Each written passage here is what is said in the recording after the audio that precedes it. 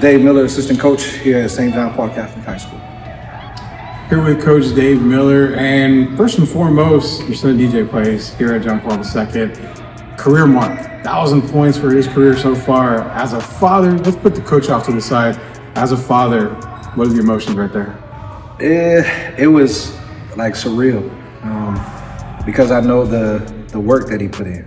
You know, the work and the hours and the early mornings. 5 a.m. I was getting him up out of the bed. And I know all of the work and the effort that went into that.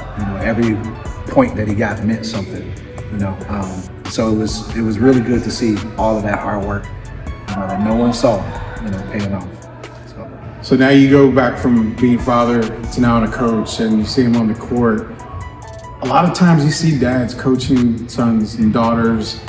How do you separate that? Because sometimes I see it more times than not, dads are not able to separate that. It was, and I actually coached my daughter too. It was tough earlier on, not for me, but more so for him. Because it was hard for him to be able to, when I fuss at him at home, I'm dad. When I fuss at him on the court, in his mind, I'm still dad. It was hard for him to make that transition.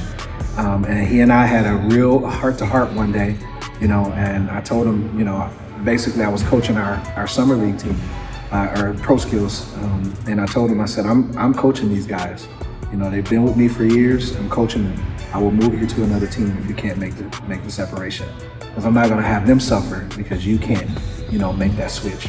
And he locked in, and it was kind of uphill from there. And I knew it was an issue when I yelled at him on the court one time, and he said, "I'm trying, Dad," and that was like, "Oh, you're struggling a little bit." And so that we had that talk, and we have I saw this actually with Deion Sanders, and he and I do it a lot.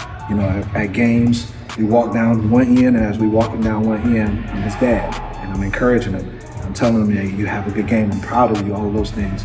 I hug him and I say, "Now when we turn and we walk back, I'm your coach." And then we turn and walk back and we say, "Let's lock in. Let's win this game."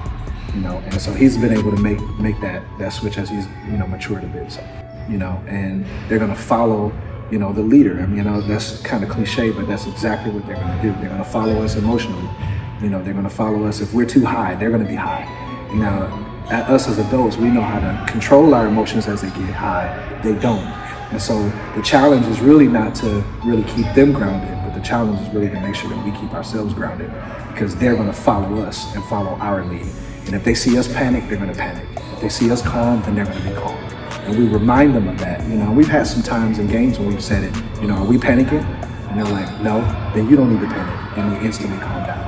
And so they're gonna look to us for that, how they're supposed to respond. Has there been a play this season that just kind of lives in your mind that, as coaches, because I've coached too, I've coached for a long time, I still go back 10, 15, 20 years and I look at a play like, I should have done something different.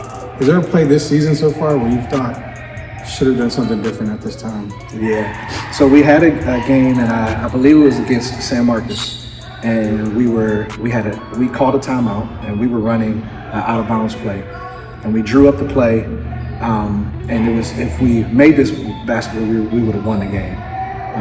And we simply started the guys down lower than we should have. Probably should have started them up a little bit higher to create more space and to give the play some room to work.